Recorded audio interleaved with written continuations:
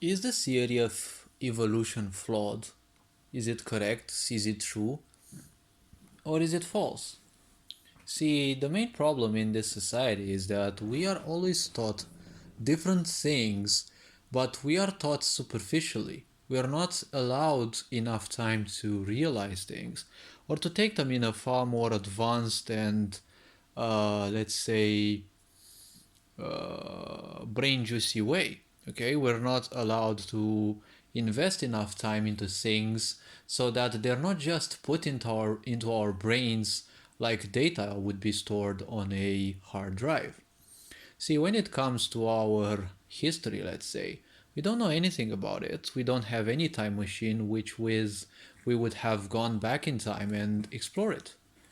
On the contrary, the whole history is written in your DNA, but DNA manipulation is far more important for creating diseases or seeing how humans can be manipulated for the purpose of advertisements and, well, big tech companies' profits, right?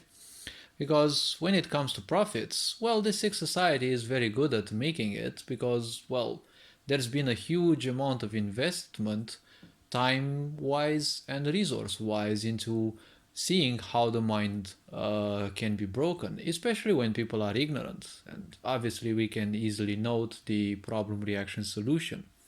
It's become a prevalent pattern because it's the easiest way to control the masses. So, when it comes to our evolution, we always are given a lot of bits of information, and we are meant or made to superficially observe those and to accept those in a very simplistic approach.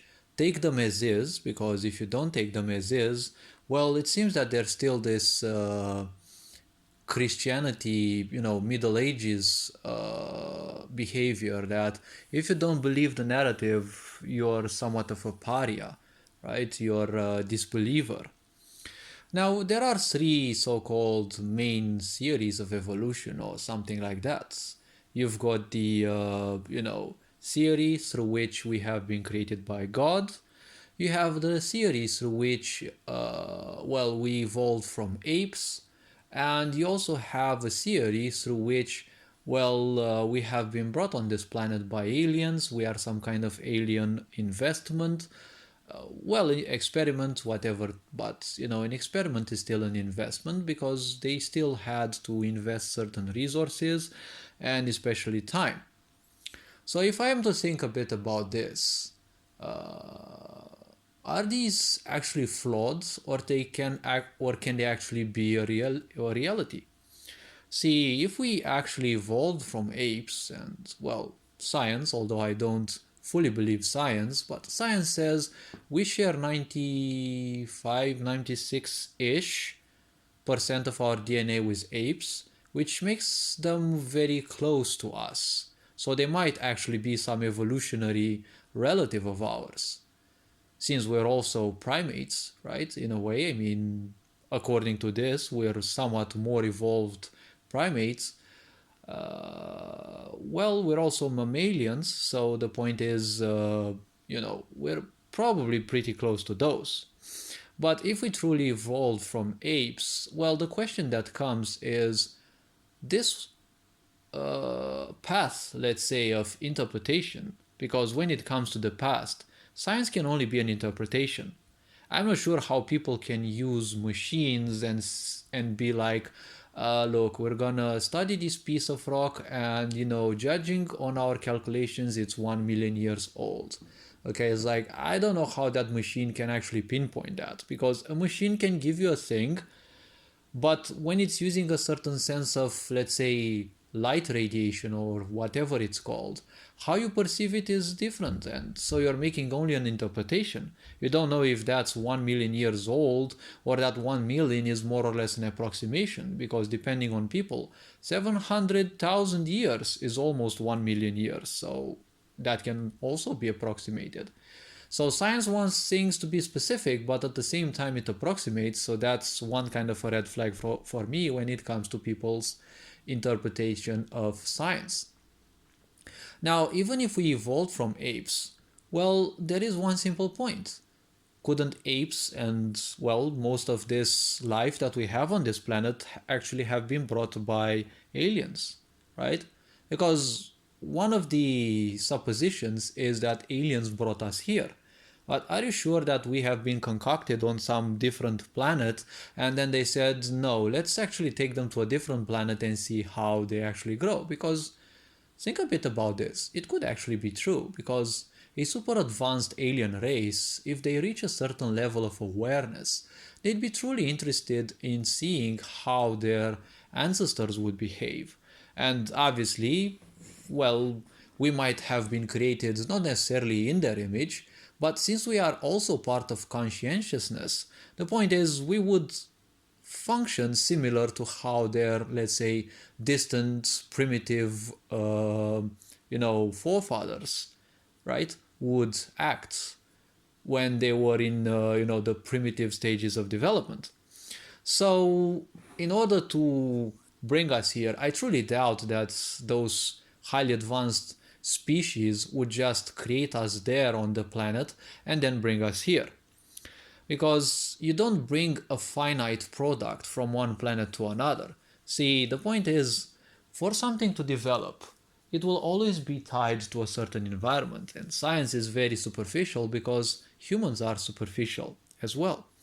See, in sci-fis, I see sci-fis as a great poison to human minds because sci-fi is very superficial. See, you see people flying in spaceships, but no one asks themselves, is that truly possible? Because when you live on a planet, you are connected to the system. The planet is a system. It has multiple layers of electromagnetic fields that also charge up your body. When you're on a spaceship away from any planet and any such natural sources, I truly doubt that those spaceships are actually equipped with a system that can actually support your body in that way. What would life be if you're far away from a planet and when you move to another planet it has a different electromagnetic field which will interfere with your body, and what influences can it have, right? So when you evolve, let's say when you have a karmic structure that is tied for millions of years of evolution to a certain planet, you can't say that aliens would be dumb enough to have created us on a planet and have brought us here.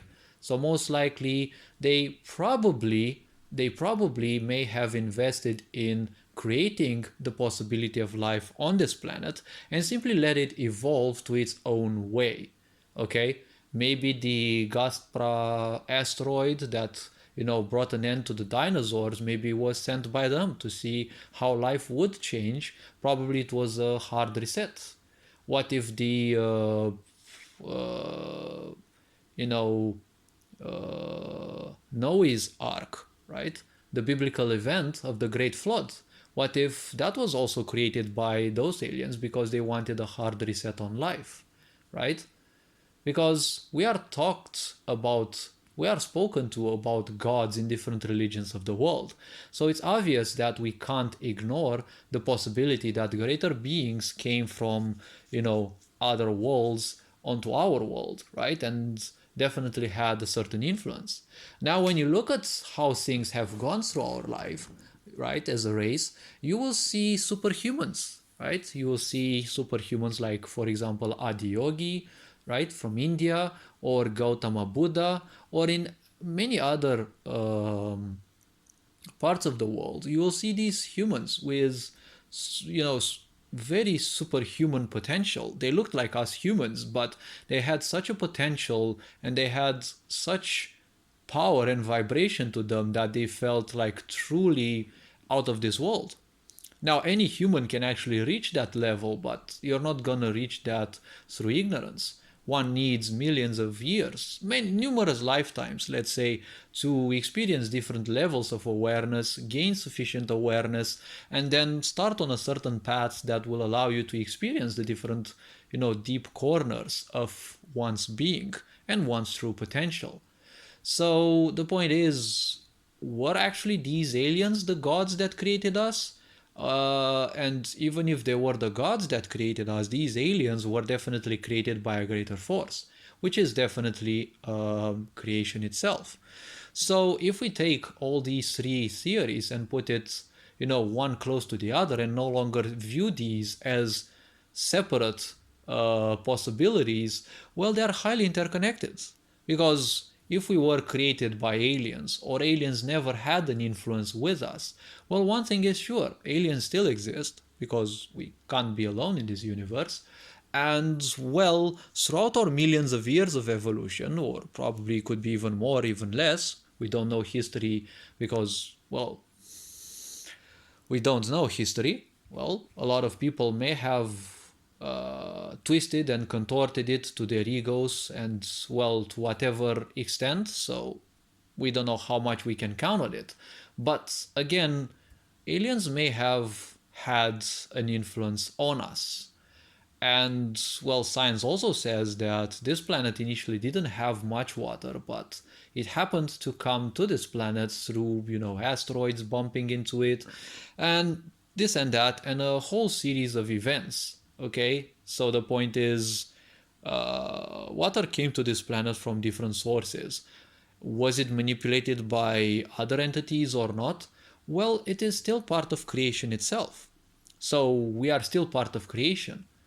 We are also taught to think that we are so separate one from the other. We're that, there's a wall. Now, there is a boundary in between each of us because each of us is a piece of, it is nothing else but a piece of physicality. So obviously you can't overlap with someone else. But the simple point is, creation simply embodies each and every of these physical bodies that we have. We are creation. Well, not itself, right, as a process, but we are part of that process. We are part of creation. So whether we were created by a god that looks like us, which is highly improbable, or we were helped by aliens or created by aliens, or we appeared as a natural life here on this planet and some superior beings mingled with our evolution, well, these are all possibilities. We can't take any of these as certain, but at the same time, don't forget all these are just theories. They're nothing else but ultimately they are meaning we have created, and if we seek running away from the responsibilities of our life, the more we seek that liberation from responsibilities and the misery of life, the more plausible those things will be because the mind wants to be fed. You don't call it food for thought for nothing, right? The mind wants, it doesn't want you necessarily to be distracted, but it simply seeks to create. So the more you think on things, the more you acquire knowledge, the easier it is for the mind to screw you around with all sorts of imaginative things, especially if people don't know how their mind works. So this is a huge problem. Before you start understanding on yourself, before you start becoming introspective, take a look inside and see how much your imagination can screw you around. You'll be highly surprised. Even people who think their imagination cannot fool them, well, they're gonna be in for a lot of surprises. So it doesn't matter what our past entirely is, because we have been created by a force. This whole universe has been created by a force. And, well, we are a direct product of that force. Whether other species, highly, far more advanced than us, mingled in our creation or not, whether we are a slave to the Anunnaki or whatever other such ideas there are, well, the very simple point is this. It kind of doesn't matter in the end. Who are you right now is, well, the most important thing. If one becomes introspective, if one becomes more conscious of their life and how things are, they will probably become more aware of things within. Never forget what, the ancients would say. You bear the whole history of the universe into your DNA. And, well, learning how to disregard your imagination is basically one of the harder things to achieve. Finding out things about your past and how your race evolved, well, that doesn't serve you much of an importance. how you can bypass unconsciousness and live consciously. That should be the only thing that would be important for us humans. Because becoming conscious, becoming more aware, this is what exactly we need. A sick society will only rule its subjects as long as they are distracted, because through distraction comes its own power. All this being said, hopefully this video was introspective enough. Feel free to view any other content on this channel. Take care, enjoy life. Very Board signing out.